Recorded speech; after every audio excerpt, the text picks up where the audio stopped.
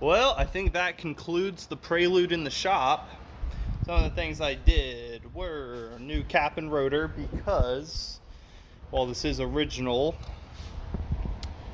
you can see how much wear is inside the cap. When this thing came in too, it was idling at about 1100 RPM, which of course is not right. And then when you could get it to idle down manually, it would throw a running rich code.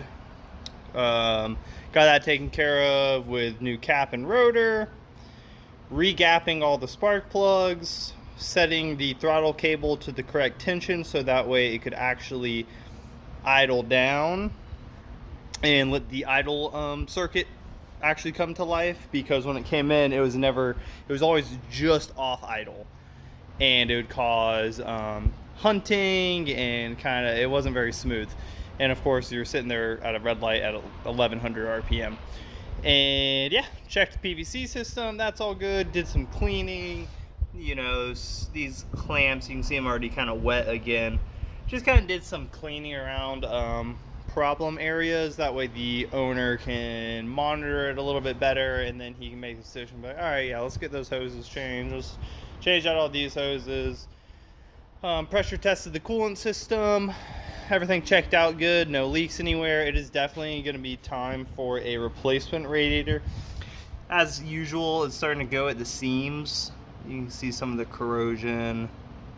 I've been out driving it, you know, you can see all that. So it's gonna be time for a radiator. Might as well go all new silicone hoses, everything like that. And yeah, the owner and I kind of were talking about different plans. I got the wheels orientated so their direction is in, you know, they're all going the right direction. The backs were reversed.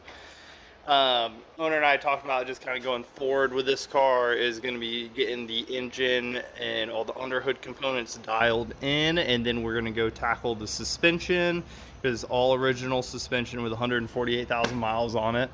And then once we get the engine suspension done, by that point we'll probably need a flywheel and a clutch, so we'll go slightly lighter, exhaust, intake, some stainless steel brake lines, stuff like that. Do kind of like an OEM plus build.